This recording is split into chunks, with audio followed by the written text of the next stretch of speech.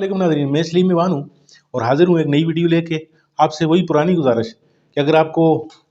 मेरी ये वीडियो अच्छी लगती है तो इसे लाइक कीजिए और मेरे चैनल को सब्सक्राइब कीजिए। नाज़रीन, बढ़ते हैं ख़बरों की जानिब। पहली ख़बर तो आपने सोशल मीडिया पे देख ही ली होगी। जो हमारे साबिक़ प्राइम मिनिस्टर शहबाज शरीफ साहब जो हैं, उनकी गाड़ी को एक हजूम ने घेरा हुआ है और उसमें काफ़ी जो है वो गालियाँ जो हैं वो दी जा रही हैं। हमारे जो साबिक़ प्राइम मिनिस्टर साहब हैं, उनके जो पिछले 16 महीने की जो कारकर्दगी है, उसका जो है उनको खमियाजा जो है वो भुगतना पड़ रहा है। तो एक इस पे थोड़ी सी बात करेंगे। इसके अलावा जो है नाज़रीन किराम, सदाकत अब्बासी साहब के जो एक होने वाले इंटरव्यू की बाज़गश्त जो है वो हमें सोशल मीडिया पे जो है वो सुनाई दे रही है, उस पे थोड़ी सी बात करेंगे। तो नाज़रीन किराम, बढ़ते हैं ख़बरों की जानिब। तो आपने जनाब साबिक़ जो हमारे वज़ीर-ए-आज़म हैं, फरमाइशी वज़ीर-ए-आज़म जिनको 16 महीने के लिए लाया गया और इस मुल्क का बेड़ा गर्क किया गया, यानी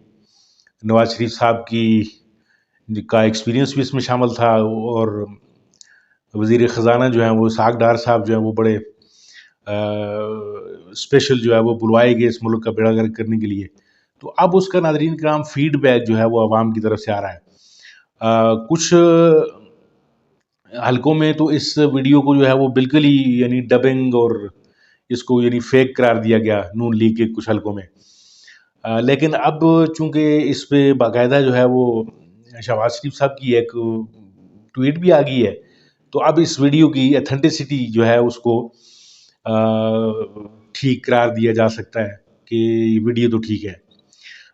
अब उसके बाद जो है फिर इसकी लैंग्वेज पे कहा गया कि जी चलें, वीडियो ठीक है लेकिन डबिंग जो है इसमें की गई है। तो डबिंग के हवाले से जो है नून लीग के जो है एक बड़े पसंदीदा जो साफ़ी है इकरारुल हसन, उनकी एक तहकीकात भरी जो है वो वीडियो भी सामने आई है सोशल मीडिया पे, जिसमें उन्होंने डबिंग और वीडियो को यानी बिल्कुल असली करार दे दिया है। तो नाज़रीन किराम, चीज़ें अब इस तरह से हो रही हैं कि इनको चौकों और चौराहों में जो है वो गालियाँ पड़ रही हैं और वजह सिर्फ़ और सिर्फ़ नाज़रीन किराम ये है कि लोगों को डिलीवर न करना, यानी अपने केसेस माफ़ करवाने के लिए आए थे। इनका मतमे नज़र और कुछ भी नहीं था। इन्होंने अपने केसेस माफ़ करवाए, चले गए और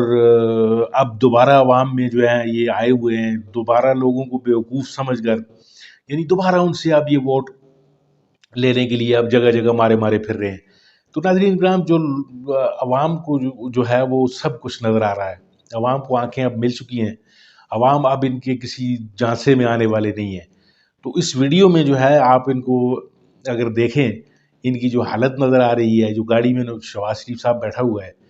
आप इमेजिन करें एक लम्हे के लिए कि खुदा न ख़ास्ता अगर इसी हजूम में यानी कोई इस तरह की हरकत हो जाती कि इसको गाड़ी समेत जो है वो कुछ और खुदा न ख़ास्ता कोई हादसा हो जाता, इसको गाड़ी से बाहर निकाल लिया जाता है, तो फिर मौत जो है वो इसका क्या असर करता है ये आप तसव्वुर कर सकते हैं। तो इसी तरह की चीज़ें जो होती हैं, अवाम से जो लोग दूर हो जाते हैं, जो अपने करप्शन के जो हैं वो चीज़ों को जो है वो दवाम बख्शने की कोशिश करते हैं और आपको जैसे आपको पता है इस आदमी शख्स पर जो ही इसको वज़ीर-ए-आज़म बनाया गया,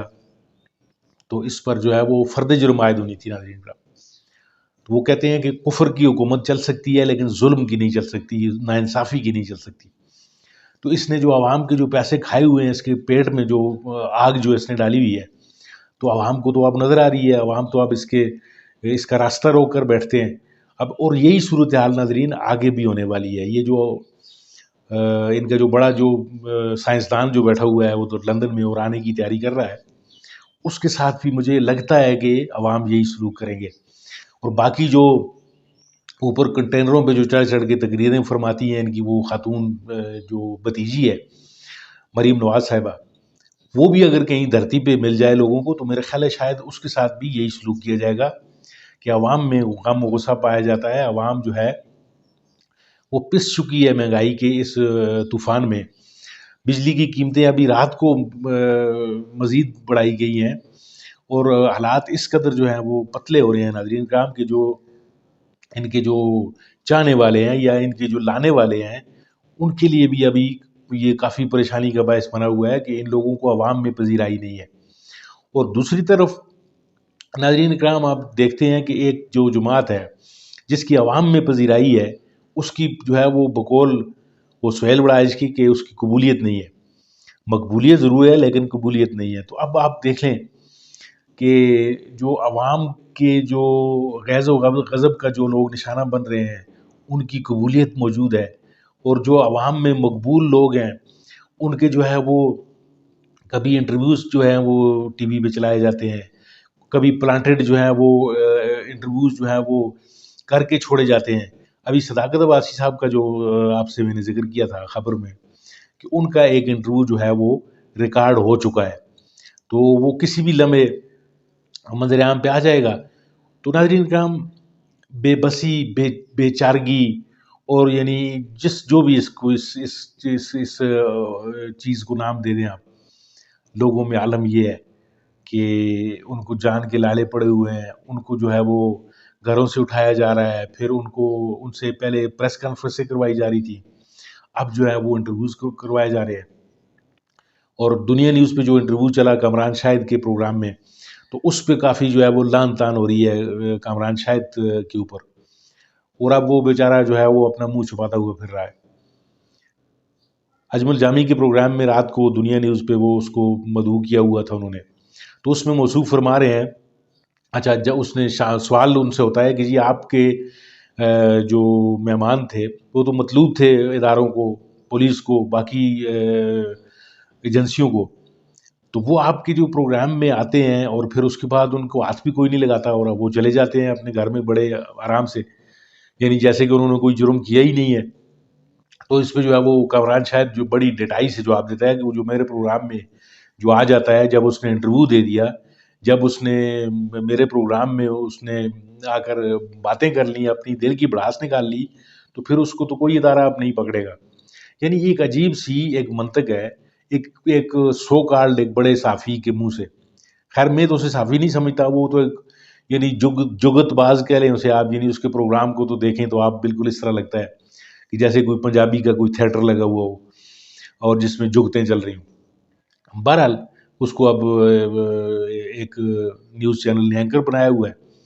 تو اس کی یہ منطق جو ہے یہ بڑی نرالی سی ہے، اس نے یہ منطق جو ہے وہ اپنے اس کی جواب میں دی ہے۔ یعنی اب جو ہے وہ کامران شاہد جو ہے وہ ایک جسٹس کامران شاید بھی اس کو لکھا جا رہا ہے، یعنی تنزیہ طور پر سوشل میڈیا پہ، کہ اس کی عدالت میں جو کوئی آیا جس نے سرنڈر کیا اور بس وہ پھر جو ہے اس کو معافی مل گئی۔ تو ناظرین اکرام یہ چیزیں جو ہیں وہ بڑی عجیب و غریب اس اکراس کنٹری جو ہیں وہ ہو رہی ہیں، یعنی پہلے اس سے کبھی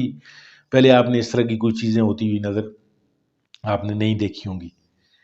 اور صداقت عباسی کے انٹرویو کے والے سے بات کر رہا تھا میں، تو ان کا جو انٹرویو ہے وہ کہتے ہیں جی ڈان نیوز پہ جو ہے وہ ریکارڈ ہوا، عادل شاہ زیب کا مبینہ طور پر بتا رہے ہیں کہ اس نے جو ہے ان کا انٹرویو کیا، اور دوران انٹرویو جو ہے وہ کافی ان کو پازز لینے پڑے، کیونکہ جو ہے صداقت عباسی جو تھے وہ مبینہ طور پر کمفرٹیبل نہیں تھے، پھر ان کو جو ہے وہ تیار کرایا گیا، یعنی بہت ساری ہارڈلز آئیں یعنی اس انٹرویو کو ریکارڈ کرتے وقت،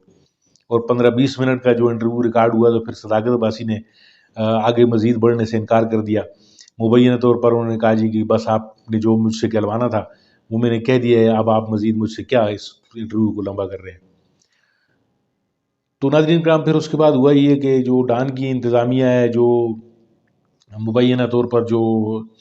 ایڈیٹرز ہیں، جو اس طرح کے باقی جو شعبے کے لوگ ہیں، انہوں نے یعنی کچھ غیرت کا مظاہرہ یہ کیا، انہوں نے کہا جی کہ اگر اس طرح کے انٹرویوز اس ٹی وی چینل پہ چلیں گے تو ہم جو ہیں وہ پھر استعفیٰ دیں گے، ہم اس طرح کے کام میں جو ہم حصہ دار نہیں بننا چاہتے۔ تو ناظرین کرام اس طرح کی چیزیں بھی اب نکل کر سامنے آ رہی ہیں کہ لوگوں کے جو وار ہیں، جو ان کی جو چیزیں ہیں وہ الٹی پڑ رہی ہیں، تو ملک کس طرف لے کے جا رہے ہیں یہ اس کا کچھ بھی اندازہ نہیں ہے، کوئی سمجھ نہیں آ رہی کہ یہ کیا چیزیں ہو رہی ہیں، ملک کن لوگوں کے حوالے ہے۔ حکومت جو ہے وہ نگران حکومت جو ہے اس نے تو قسم اٹھائی ہوئی ہے کہ اس نے جو ہے وہ انصاف اور عدل اور جو ہے وہ اس پہ تو کچھ بھی نہیں کرنا. اور ابھی خبر ایک اور بھی آئی ہے کہ وہ جو نیب کا جو قانون ہے جس کو عمر عطا بندیال صاحب نے جو ہے وہ جاتے جاتے وہ ختم کیا تھا، وہ جو ہے مرکزی حکومت جو ہے ہماری وفاقی حکومت انٹرم جو گورنمنٹ ہے کاکڑ صاحب کی، اس نے جو ہے اس پہ ریویو کی درخواست کی ہے سپریم کورٹ سے. یعنی دوبارہ انہوں نے کہا ہے کہ یہ جتنے بھی ان چوروں اور ڈاکوؤں نے جو کرپشن کی ہے اس کو لیگلائز کرنے کے لیے ایک درخواست سپریم کورٹ میں ڈال دی گئی ہے. اور باقی سپریم کورٹ کا تو آپ کو پتہ ہے کہ قاضی صاحب جو ہیں وہاں بیٹھے ہوئے ہیں، اور وہ قاضی صاحب کا تو مائنڈ سیٹ یہ ہے کہ وہ اداروں کے کسی بھی کام میں جو ہے وہ مداخلت کے قائل نہیں ہے. باقی آپ خود سمجھدار ہیں کہ اس کیس کا کیا فیصلہ ہونے جا رہا ہے. ناظرین کرام، آپ کا بہت بہت شکریہ، آپ نے میری یہ ویڈیو دیکھنے کے لیے وقت نکالا. اپنا بہت سارا خیال رکھیے، اپنے اس چینل کا بھی. اللہ حافظ.